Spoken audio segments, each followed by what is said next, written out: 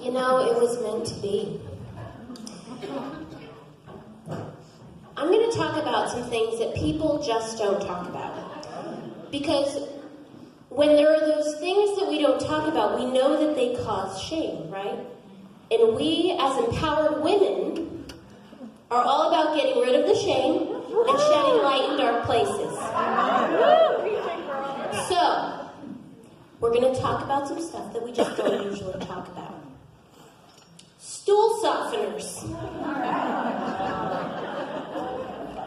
Stool softeners. Things that people just don't usually talk about. You might notice I'm a little round in the middle currently. And this is one of those things that in my life I thought I would never really have to deal with, let alone let the words pass my mouth or carry through a grocery store until I was at least, say, I don't know, 65? I don't know. I have no idea. But do you remember when you first had to go buy a box of tampons and you go through the grocery store and you just kind of like slide it into your grocery cart? Yeah. Stool softeners take it to a whole nother level. You put it in the grocery cart and you're like, I'm just going to put that spinach right on top of that. But if you're familiar with that very popular and very truth-filled book, children's book, Everybody Poops, you know that everybody does, and when it doesn't work so well, we have issues. So, this is a very important thing. So if you haven't walked through this in life, just know.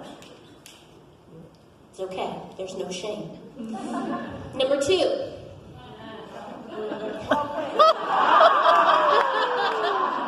Number 2. Hemorrhoids.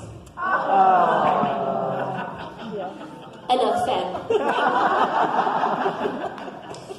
Moving on, let's take a vote. So, we are all here to get to know each other better this weekend, to get comfortable with one another, and so I think we are all friends here. So, raise your hand, and people have just warmed you guys up for me. How many of you are naturally gassy people? Come on, admit it.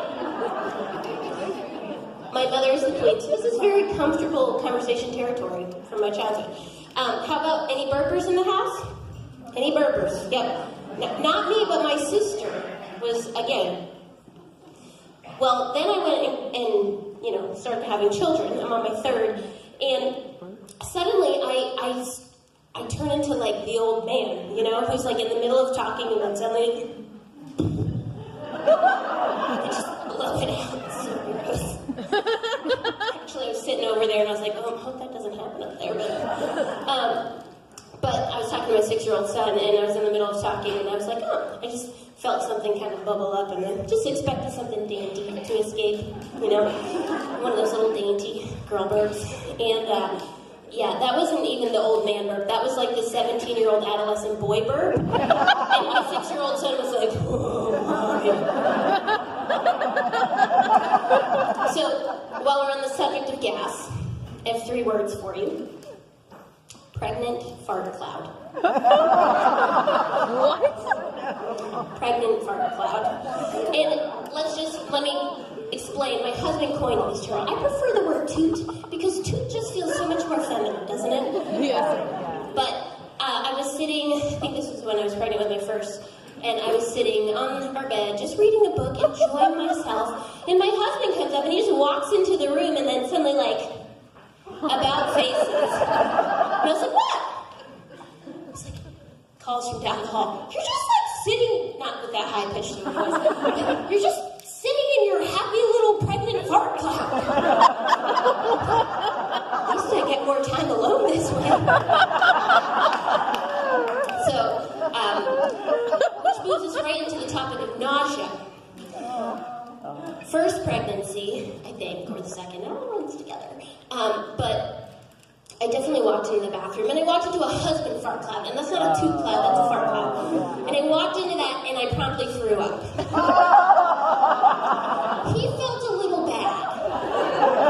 About 2 weeks later, I had to tell him, his name's Aiden, and he's so kind and sweet, and he felt really bad, and I was like, Aid, I just farted and I made myself throw up. It's okay. Really is. Well, this time around, 3rd pregnancy, it's not the people who did it. It's not, but yeah, I walked right into past a dog. Walk right through that puppy, literally, and you're done for. Just blood. So,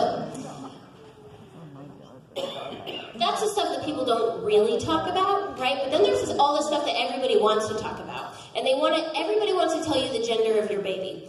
And, you know, if you were to come up to me this weekend and tell me what you think, that's okay. I won't be offended. Totally cool. But it's people like the woman in Staples who, from behind the copy center, that's a boy. I can tell. That's a boy. You come back here and you tell me. After you have that baby, you come back. Tell me that's a boy.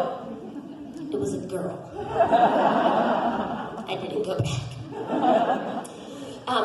Another great thing that they love to tell you is, wow, you're huge. Are you sure there aren't 2 babies in there?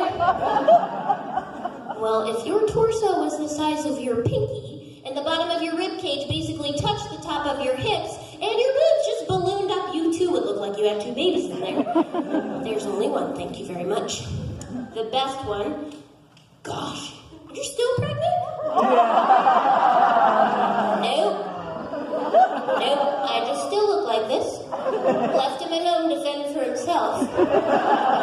Yes, I'm still pregnant. I swear, I'm glad there's at least some semblance of a Holy Spirit filter sometimes, because it's great. So to wrap up, we all know there are stereotypes, and some stereotypes kind of exist for a reason, but I try not to live into those. You know, I'm a classical soprano, and there are all sorts of stereotypes for that. Pregnant women, too, right?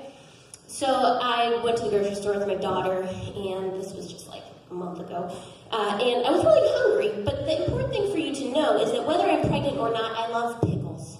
I just love pickles. And so I go into the grocery store, and I was like, man, I'm hungry, so of course I see that lovely, beautiful jar of Clausen pickles. You know how they just crunch? They're so good. Yeah, anybody? Yeah. Thank you. So I buy this jar of pickles, and we get in the car, and I bought other things too. And I buckle Imogen in, my daughter.